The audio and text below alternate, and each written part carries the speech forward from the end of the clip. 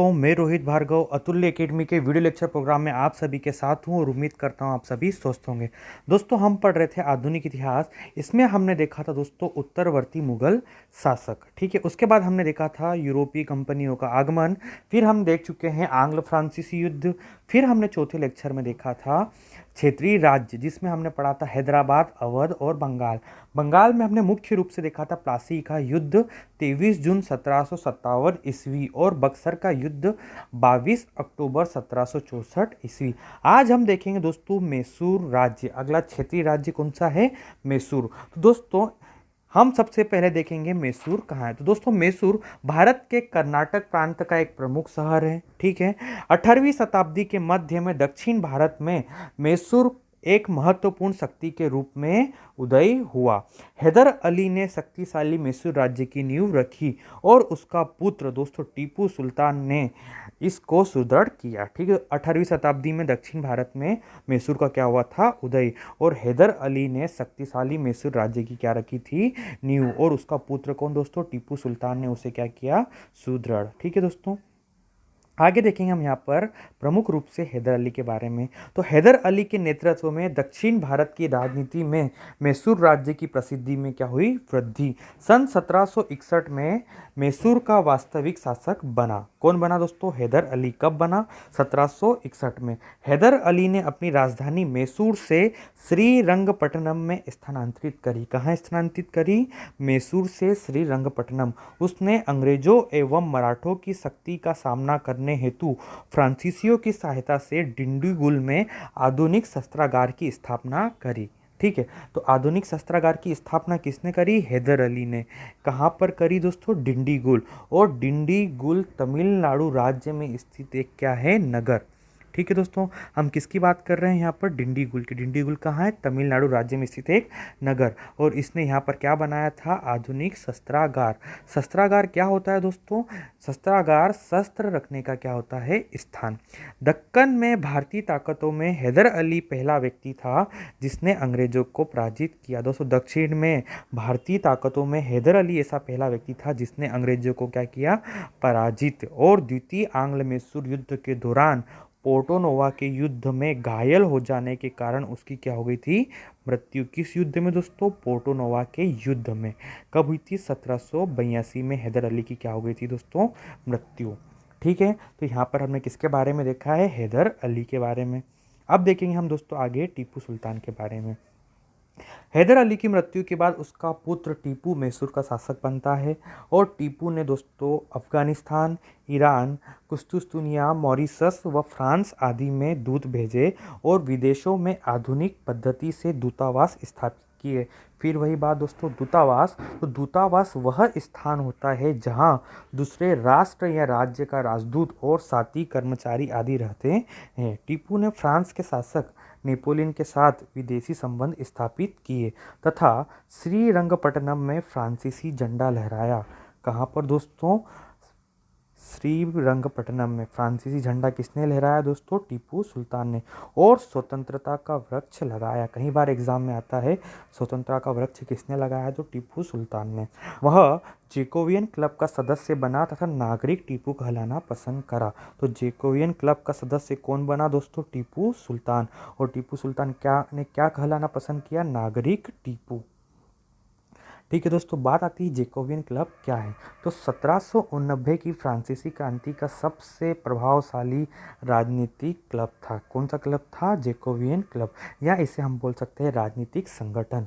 क्या है दोस्तों जैकोबियन क्लब? राजनीतिक संगठन, जिसका कब उदय हुआ था? 1789 की फ्रांसीसी क्रांति में। दोस्तों टीपू ने अपने राज्य में आधुनिक कैलेंडर लागू किया। वह सिक्कों की ढलाई को नई तकनीकी तथा नापतोल के आधुनिक पैमाने अपनाए। दोस्तों टीपू धार्मिक रूप से क्या था? सहिष्णु शासक। उसने श्रृंगेरी मंदिर में देवी शारदा की मूर्ति का निर्माण हेतु क्या दिया था? धन। तो श्रृंगेरी मंदिर में देवी शारदा की मूर्ति के निर्माण हेतु धन किसने दिया था? टीपू सुल्तान ने। और 1799 ईस्वी में चतुर्थ आंग्ल मैसूर युद्ध में लड़ते हुए टीपू सुल्तान की क्या हो गई दोस्तों? मृत्यु। तो कब हुई? 1799 ईस्वी में, ठीक है दोस्तों। अब देखेंगे हम यहाँ पर आंग्ल मैसूर युद्ध। अभी तक हमने क्या देखा है? हैदर अली और टीपू सुल्तान के बारे में कुछ फैक्ट। दोस्तों टीपू सुल्तान के बारे में कुछ और फैक्ट है, सुन लीजिए ध्यान से। टीपू विज्ञान एवं प्रौद्योगिकी का संरक्षक था। किसका संरक्षक था? विज्ञान एवं प्रौद्योगिकी का। उसने भारत में रॉकेट तकनीकी या उसे भारत में रॉकेट तकनीकी का खोजकर्ता माना जाता है। तो भारत में रॉकेट तकनीकी का खोजकर्ता किसे माना जाता है? टीपू सुल्तान को। और टीपू ने दोस्तों मैसूर राज्य में सर्वप्रथम रेशम का उत्पादन शुरू किया। तो उसमें रेशम का उत्पादन सबसे पहले मैसूर में किसने शुरू किया था? टीपू सुल्तान ने। ठीक है दोस्तों, अब हम यहाँ देखेंगे प्रमुख रूप से आंग्ल मैसूर युद्ध। देखते हैं प्रथम आंग्ल मैसूर युद्ध 1767 ईस्वी से 69 ईस्वी तक। हैदर अली की फ्रांसीसियों से मैत्री को आंग्ल मैसूर युद्ध का प्रमुख कारण माना जाता है। तो युद्ध का प्रमुख कारण किसे माना जाता है? हैदर अली की फ्रांसीसियों से मित्रता। इस युद्ध में दोस्तों मराठे व निजाम, ध्यान से सुनना, दो शब्द बोले मैंने, मराठे व निजाम अंग्रेजों की तरफ थे। इस युद्ध में मराठे व निजाम किसकी तरफ थे? अंग्रेजों की तरफ। किंतु हैदर अली ने मराठों को, किसे दोस्तों? मराठों को धन का तथा निजाम को क्षेत्र का प्रलोभन देकर अंग्रेजों से क्या कर दिया? अलग। किसे दोस्तों? मराठों को किसका प्रलोभन दिया था? धन का। व निजाम को क्षेत्र का प्रलोभन देकर अंग्रेजों से क्या कर दिया? अलग। फिर हैदर अली ने अंग्रेजों को पराजित करते हुए मद्रास व मैंगलोर पर क्या कर लिया? अधिकार। अंततः विवश होकर अंग्रेजों को हैदर अली से मद्रास की संधि करनी पड़ी। कौन सी दोस्तों? मद्रास की संधि। किसे करनी पड़ी? अंग्रेजों को। किससे करनी पड़ी? हैदर अली से। कौन सी? मद्रास की संधि 1769 ईस्वी में, जिसके अनुसार दोनों पक्षों ने एक दूसरे के क्षेत्र तथा राजनीतिक कैदी वापस कर दिए। साथ ही दोनों पक्षों ने आश्वासन दिया कि यदि हम दोनों पर कोई तीसरी शक्ति आक्रमण करती है तो हम दोनों एक दूसरे की क्या करेंगे?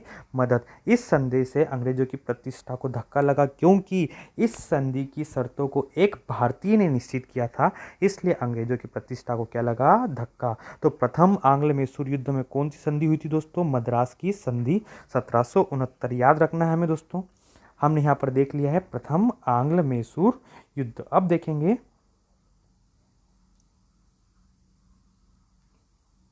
द्वितीय आंग्ल मैसूर युद्ध। ठीक है दोस्तों, तो द्वितीय आंग्ल मैसूर युद्ध के कई कारण थे। तो सबसे पहला कारण देखेंगे हम यहाँ पर 1771 ईस्वी में मराठों ने मैसूर पर आक्रमण करा, परंतु अंग्रेजों ने सहायता नहीं करी। ध्यान सुनना दोस्तों, यहाँ पर आप याद करो मद्रास की संधि 1769 प्रथम आंग्ल मैसूर युद्ध में हुई थी। इस युद्ध में यह निश्चित हुआ था कि मैसूर पर अगर कोई आक्रमण करता है तो अंग्रेज मैसूर का साथ देंगे, या अंग्रेजों पर कोई आक्रमण करता है तो मैसूर अंग्रेजों का साथ देगा। ठीक है दोस्तों, लेकिन यहाँ पर क्या हो रहा है? मैसूर पर कौन आक्रमण कर रहा है? मराठे। अब शर्त के अनुसार अंग्रेजों को मैसूर की क्या करना चाहिए थी? सहायता, परंतु अंग्रेजों ने ऐसी सहायता नहीं की। अतः संधि क्या हो गई दोस्तों? टूट गई। कौन सी संधि दोस्तों? मद्रास की संधि टूट गई। तो पहला कारण क्या मान सकते हैं हम? कि मराठों ने मैसूर पर आक्रमण किया, परंतु अंग्रेजों ने सहायता नहीं की, अतः संधि टूट गई। द्वितीय है दोस्तों हैदर अली की फ्रांसीसियों के साथ मित्रता या मेल मिलाप की नीति। ये भी एक कारण मान सकते हैं दोस्तों द्वितीय आंग्ल मैसूर युद्ध का।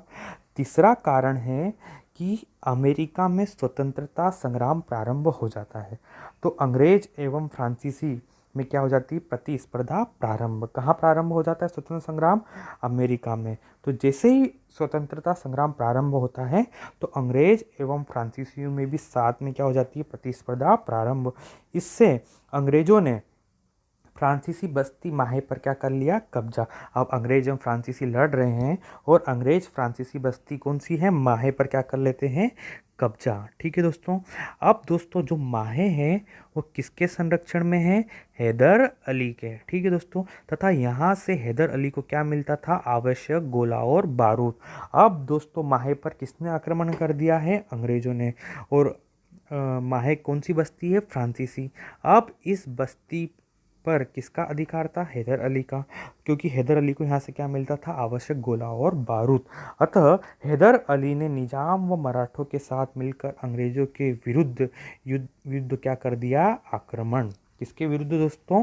अंग्रेजों के विरुद्ध। किसने करा? हैदर अली ने। किसके साथ मिलकर? निज़ाम व मराठों के साथ। किंतु शीघ्र ही अंग्रेजों ने मराठों से कौन सी संधि कर ली? सालवाई की संधि, जिससे मराठे किससे अलग हो गए? हैदर अली से। जबकि स्टार्टिंग में हैदर अली के साथ कौन कौन थे दोस्तों? मराठे व निज़ाम। तभी अंग्रेज मराठों को हैदर अली से क्या कर देते हैं? अलग। किस संधि के द्वारा? 1782 की सालवाई की संधि, जिससे मराठे हैदर अली से क्या हो जाते हैं? अलग। उसी प्रकार अंग्रेजों ने निज़ाम को भी गुटूर का क्षेत्र देकर अपने पक्ष में कर लिया। अब मराठे और निज़ाम हैदर अली से क्या हो गए? अलग। हैदर अली ने दृढ़तापूर्वक इस स्थिति का क्या किया? सामना। परंतु 1781 में, कब दोस्तों? 1781 में पोर्टो नोवा के युद्ध में अंग्रेज सेनापति सर आयरकुट, ध्यान से सुनना, अंग्रेज सेनापति सर आयरकुट से वह क्या हो जाता है? पराजित। कौन पराजित हो जाता है? हैदर अली। और इस युद्ध में लगी चोट के कारण 1782 ईस्वी को हैदर अली की क्या हो जाती है? मृत्यु। और इसके उपरांत युद्ध का नेतृत्व अब कौन करता है? हैदर अली का पुत्र टीपू सुल्तान। ठीक है दोस्तों, अब क्या हो जाती है? हैदर अली की द्वितीय आंग्ल मैसूर युद्ध में क्या हो जाती है दोस्तों? मृत्यु। अब युद्ध का नेतृत्व किसके हाथों में आ जाता है? टीपू सुल्तान के। तो 1783 ईस्वी में टीपू ने ब्रिगेडियर मैथ्यूस को क्या कर दिया? पराजित। और पूरी सेना को क्या बना लिया? बंदी। किंतु इसी वर्ष पेरिस की संधि के द्वारा अमेरिका में युद्ध क्या हो जाता है? समाप्त, जिससे फ्रांसीसी युद्ध से क्या हो जाते हैं? अलग। और टीपू ने भी अंग्रेजों से संधि करना क्या समझा? उचित, कि ठीक है अब क्या कर ली जाती है? संधि। और 1784 ईस्वी में मैंगलोर की संधि के द्वारा दोनों पक्षों ने एक दूसरे के विजित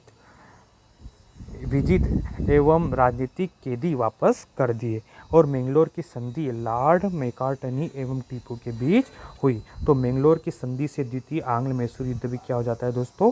समाप्त। अब दोस्तों अगला कौन सा आएगा? तृतीय आंग्ल मैसूर युद्ध। ठीक है दोस्तों, अब हम क्या देखेंगे? तृतीय आंग्ल मैसूर युद्ध। हैदर अली की क्या हो गई है दोस्तों? मृत्यु। अब हम देखेंगे तृतीय आंग्ल मैसूर युद्ध। तो दोस्तों इस युद्ध का तात्कालिक कारण यह था कि 1789 ईस्वी में त्रावणकोर के राजा ने डचों से वेगानूर व जैकॉट के दुर्ग खरीद लिए। किससे खरीद लिए दोस्तों? डचों से। किसने खरीद लिए? त्रावणकोर के राजा ने डचों से वेगानोर व जैकॉट के दुर्ग खरीद लिए। कहाँ के दोस्तों? वेगानोर व जैकॉट के दुर्ग खरीद लिए। जबकि ये दुर्ग कौन खरीदना चाहता था? टीपू खरीदना चाहता था। टीपू ने त्रावणकोर पर क्या कर दिया? आक्रमण। और त्रावणकोर अंग्रेजों का मित्र राज्य था। ध्यान से सुनना दोस्तों एक बार फिर से, 1789 ईस्वी में त्रावणकोर के राजा ने डचों से क्या खरीद लिया था दोस्तों? डचों से खरीद लिया था वेगानूर व जैकॉट के दुर्ग। जबकि ये दुर्ग कौन खरीदना चाहता था? टीपू खरीदना चाहता था। और टीपू ने त्रावणकोर पर क्या कर दिया? आक्रमण। अब त्रावणकोर अंग्रेजों का क्या था? मित्र राज्य। अतः अंग्रेज गवर्नर लॉर्ड कॉर्नवालिस ने टीपू के विरुद्ध युद्ध की क्या कर दी? घोषणा। क्योंकि त्रावणकोर अंग्रेजों का क्या था? मित्र राज्य। अब त्रावणकोर की मदद कौन करेंगे? अंग्रेज। तो दोस्तों अब युद्ध किसके किसके बीच में हो जाएगा? अंग्रेज और टीपू सुल्तान के बीच में। तो सुनना दोस्तों, कॉर्नवालिस मराठा और निजाम की सेना ने श्रीरंगपट्टनम को क्या कर लिया? घेर लिया। अंततः विवश होकर टीपू ने श्रीरंगपट्टनम की क्या कर ली? संधि। कौन सी संधि दोस्तों? श्रीरंगपट्टनम की संधि 1792 में। तो तृतीय आंग्ल मैसूर युद्ध किस संधि से समाप्त हो जाता है? श्रीरंगपट्टनम की संधि से। इस संधि के अंतर्गत क्या होता है दोस्तों? टीपू सुल्तान को अपने राज्य का लगभग आधा हिस्सा अंग्रेजों, मराठों व निजाम को देना पड़ता है। किस संधि के माध्यम से? श्रीरंगपट्टनम की संधि से। कितना हिस्सा? आधा हिस्सा। किसे किसे? अंग्रेज, मराठों एवं निजाम को। और अंग्रेजों को हर्जाने के रूप में 3 करोड़ रुपए भी देने पड़ते हैं। और अपने 2 बेटों को वो अंग्रेजों के पास क्या कर बना देता है? बंदी। कौन बना देता है दोस्तों? टीपू सुल्तान। ठीक है, तो यहाँ पर तृतीय आंग्ल मैसूर युद्ध खत्म होता है श्रीरंगपट्टनम की संधि से। अब बचा है दोस्तों चतुर्थ आंग्ल मैसूर युद्ध। इंपॉर्टेंट है ये भी दोस्तों। तो 1799 में लॉर्ड वेलेस्ली ने टीपू के पास सहायक संधि का क्या भेजा? प्रस्ताव। किंतु टीपू उसे क्या कर देता है? अस्वीकार। क्या दोस्तों होता है इसमें, लॉर्ड वेलेजी सहायक संधि का प्रस्ताव किसके पास भेजता है, टीपू के पास, किंतु टीपू उसे क्या कर देता है, अस्वीकार। तो वेलेजली ने टीपू सुल्तान पर दोष लगाया है कि वह निजाम तथा मराठों के साथ मिलकर अंग्रेजों के विरुद्ध क्या रच रहा है, षड्यंत्र, तथा 1799 में युद्ध की घोषणा कर दी जाती है। तो अंग्रेजों ने श्रीरंगपट्टनम को घेर लिया तथा टीपू युद्ध में लड़ते हुए क्या हो गया, मारा गया। इस तरह 1799 में अंग्रेजों ने श्रीरंगपट्टनम पर क्या कर लिया, अधिकार, और चतुर्थ आंग्ल मैसूर युद्ध क्या हो जाता है, समाप्त। तो यहाँ पर दोस्तों हमने देखा है मैसूर राज्य। ठीक है दोस्तों, तो यहाँ तक हम पढ़ चुके हैं मैसूर राज्य के बारे में दोस्तों। उम्मीद करता हूँ आप सभी को वीडियो पसंद आया होगा दोस्तों। इंपॉर्टेंट लेक्चर था ये, कई बार एग्जाम में क्वेश्चन आते हैं टीपू सुल्तान, हैदर अली के बारे में। तो दोस्तों उम्मीद करता हूँ वीडियो पसंद आया होगा। वीडियो को लाइक एवं सब्सक्राइब जरूर करें एवं कमेंट्स जरूर करें। मिलते हैं दोस्तों अगले वीडियो में। जय हिंद दोस्तों।